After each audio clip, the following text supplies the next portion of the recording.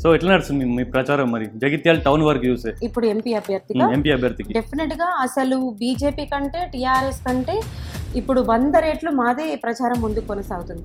ఇవాళ జీవనన్న అనే ఒక వ్యక్తి ఎట్లా ప్రచారం చేస్తున్నాడు అని అంటే ఒక యువకుడు కూడా పనికిరాడు అంతగా ప్రచారం చేస్తున్నాడు, అట్లా తిరుగుతున్నాడు. 7 సెగ్మెంట్లు పార్లమెంట్ 7 సెగ్మెంట్లు మొత్తం ఒక్క రోజు రికామ్ లేకుండా, ఒక గంట రికామ్ లేకుండా తిరుగుతున్నాడు. ఆయన 5G బ్రెయిన్ వేసుకొని ఒక యువకుడు లాగా ఒక 23 సంవత్సరాలు 25 సంవత్సరాలు 30 సంవత్సరాల లోపల ఉన్న ఒక యువకులు ఎట్లా తిరుగుతారో అట్లా తిరుగుతున్నారు.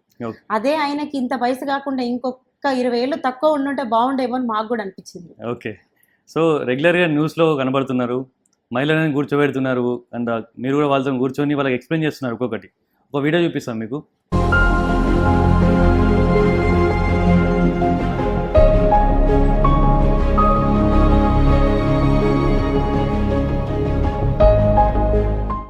ఈ వీడియో చూసి జగిత్యాల కొంతమంది అనుకుంటున్నారు శ్రావణిని కాపీ కొడుతుంది అంటున్నారు. ఏమంటారు మీరు దానికి? ఎక్కడన్నా మీరు ప్రూవ్ చేయగలుగుతారు నేను శ్రావణ్ని కాపీ కొడుతున్నాను? డెఫినెట్ గా ఏమో మరి నేను పెట్టే మీటింగ్స్ శ్రావణి నన్ను కాపీ కొడుతుందని నేను అనుకుంటున్నాను. ఇప్పుడు చాలా చోట్లకు వెళ్ళి, అంతకుముందు అయితే ఎప్పుడు ఉపాధి హామీ కాడికి అయితే వెళ్ళలేదు, మనం మేము వెళ్ళిన తర్వాత ఆమె వీడియోస్ కనబడ్డాయి. మరి సో మేము కూడా అదే అనుకుంటున్నాం, నా వీడియోస్ తర్వాతనే తను కూడా కాపీ కొడుతుందేమోనని. Okay, right. సో జగిత్యాల చూసుకుంటే జీవన్ రెడ్డి గారి 40 years హిస్టరీలో జగిత్యాల టౌన్లో ఎప్పుడూ మెజార్టీ రాలే.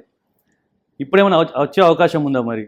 డెఫినెట్గా వస్తుంది. లాస్ట్ టైం ఏం తప్పు జరిగింది అనేది మాకైతే తెలియదు, ఎందుకంటే మేము లేవు కాబట్టి.